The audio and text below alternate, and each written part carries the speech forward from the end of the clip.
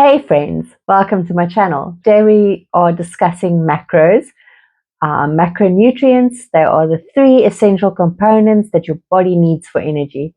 Macros consists of fats, proteins, and carbohydrates. That's your three main components of energy. So protein is your building blocks. They help your body repair processes. They help your body build muscle. They are actually the building blocks of muscle. Then we have carbohydrates, which is an energy source for your body.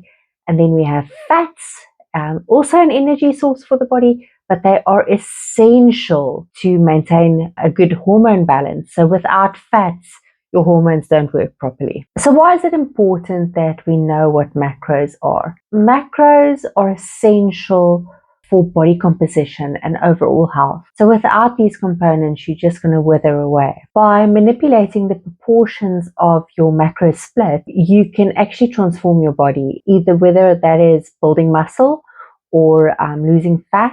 With just the right amount of ratios, you can actually change your body's composition. So getting to the perfect macro split. I don't think that there is something like a perfect macro split. We all have ideas of, if we drop all our carbohydrates, then that'll be perfect. But your body actually needs carbs. Even more so when you are an athlete or an exerciser, your body needs those carbs for an efficient workout. Without the carb, you're going to have very poor workouts. And what's the point of pushing all those weights around if you're not actually going to build muscle? And there's that whole thing about women saying, oh, I don't feel comfortable in building muscle, or becoming bulky. That's another myth that women, maybe men as well, maybe I'm generalizing, they don't want to become bulky. It takes a very, very long time to build muscle, especially for women. We do not have the testosterone to build muscle. So no, ladies, you're not overnight going to turn into the Hulk. Building muscle will overall make you healthier. You'll live longer. You'll, in old age, be able to lift yourself off of a toilet. Functional muscle is fantastic. You want this. You want to have that toned look. You're not going to become bulky overnight. You're not that anabolic. Tracking macros and figuring out that macro split. I like to use an app called MyFitnessPal, and there's many other apps out there, but my preference is MyFitnessPal. But you can go as far as just writing down in a book, or even on your cell phone notes, what you consume, and then working out the macros from there. I mean, you can just Google what the macros are on an egg, for example, and Google will spit that out for you. The important part is, if something is tracked, it can be measured and it can be improved.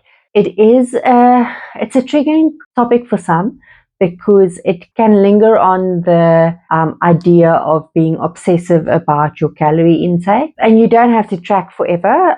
It's just to get an idea of what you're actually consuming. But there are other methods as well, like intuitive eating. Although I would say intuitive eating, you kind of need to have a very nice understanding about what calories are, and you need to listen to your body very carefully and understand your hunger cues for intuitive eating to work. The best way to lose weight and keep it off is to do it in a sustainable way. So these crash diets, where you lose 5 kilograms a week, that's not sustainable, and you are bound to pick up that weight again. Sustainable way is to track your calories, go down in increments where you can track slowly going down in calories until you're at your desired weight, or even if you plateau, you can go a little bit higher up, maintain those calories for a little bit. I should actually make a whole video about this, because I'm not going to go into much detail here,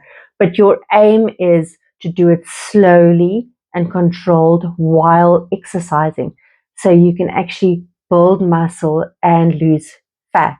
There is a point where, especially when you don't have new gains anymore, where that won't work for you anymore, and you have to actually eat more to be able to build muscle, because you cannot build muscle in a deficit. Your body needs something for muscle to grow. And that's especially also, ladies, if we're going to go on a diet and we're going to train really hard, we're not going to turn into the Hulk, because we need to eat more in order to build muscle.